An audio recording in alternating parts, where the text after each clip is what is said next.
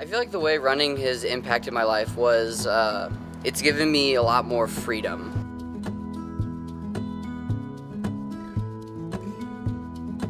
Running, I would say, it gives me a feeling of accomplishment. I feel like when I set a new PR or when I finish a workout that I thought sounded impossible, it makes me really kind of feel confident in my own ability to succeed and achieve things. Going on runs with my friends every day for like 30 to upwards of an hour, doing nothing more than just kind of talking and basically what you would consider just hanging out, but you're just running around a city. It was the Tuesday after track season had ended. It was May 13th. And so I had asked my friend Justin if he'd want to go on a run, and of course he was happy to, because me and him had always been really close friends, kind of towards the end of middle school and through junior high school and through freshman year.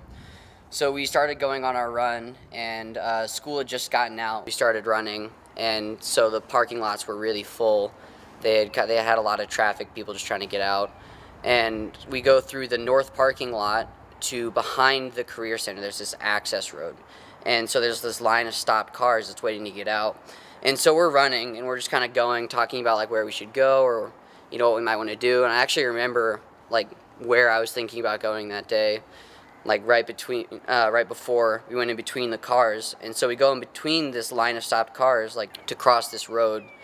And as I crossed in between the cars, I couldn't see over my right. I couldn't see any kind of oncoming traffic because the car was blocking my vision.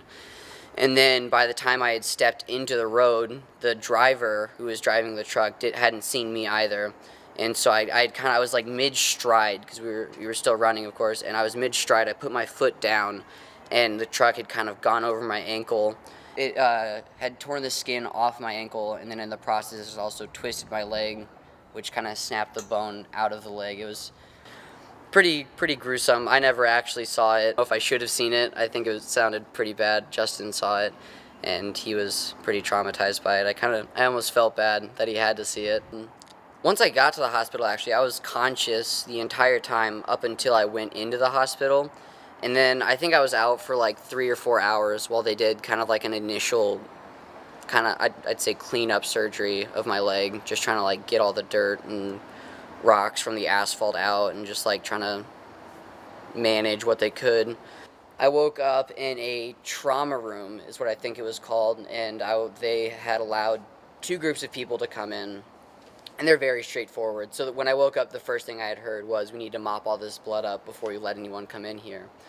And then, of course, when my mom came in, then they probably shouldn't have, but they'd said, careful, we just mopped. And so she had just like, that really kind of stuck with her, because she was really kind of scared by that.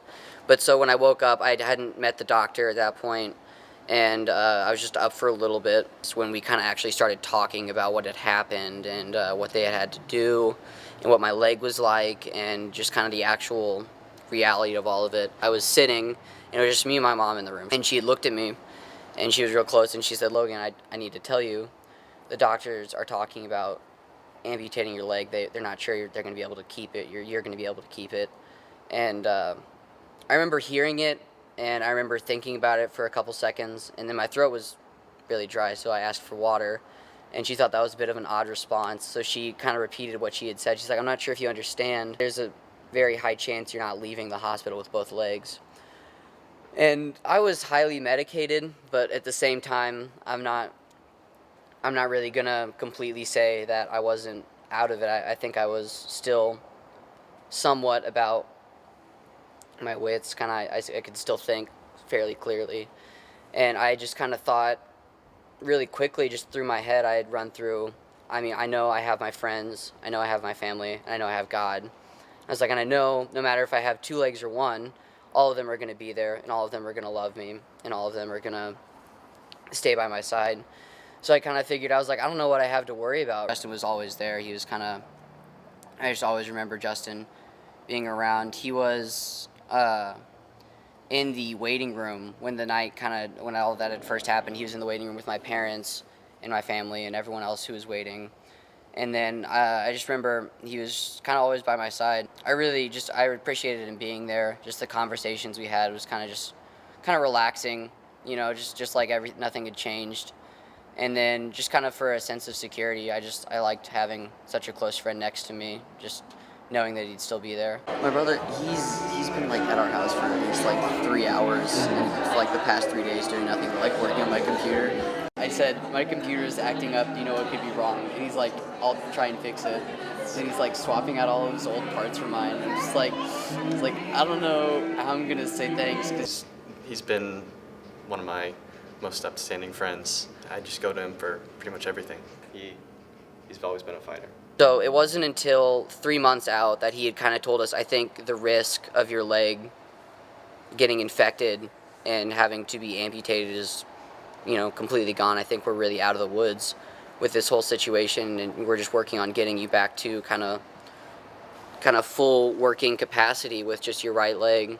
When we had reached that point where it was just like, you have your leg and you're keeping it, and now it's just about, you know, how far you can get back to where you were before. That's when I really kind of got a pretty big sense of determination. I knew immediately, I was like, I want to start running again. I want to get back with the team. I want to be back on the team. And that's just kind of what drove me through like physical therapy, and through even while I was on crutches. Even I was just like, I was waiting for that. I was waiting for the chance to start running again, to start walking again.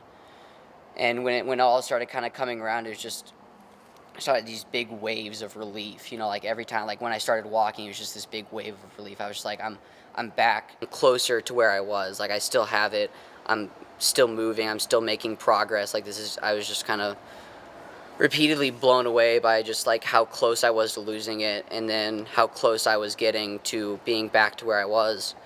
And it wasn't until that October, 6 months, half a year afterwards, that I had started running again, and I was still much slower, but I was incredibly thankful. Junior year is when I started beating my old times from freshman years, when I had started surpassing what I had done with 2 normal legs. And so that's when I really started to realize just how much of a blessing it was, because I had gone from almost losing a leg to completely fine, and it having almost no effect on my life. He got back up to me, and we got to run in the group for like the first time, and that was pretty amazing.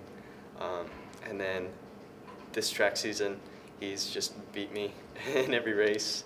The things that I could be being mad about, and I could really kind of use this whole situation, this thing that seems so bad, to kind of do something good with it, to talk about just what God's done in my life and how he's really helped me.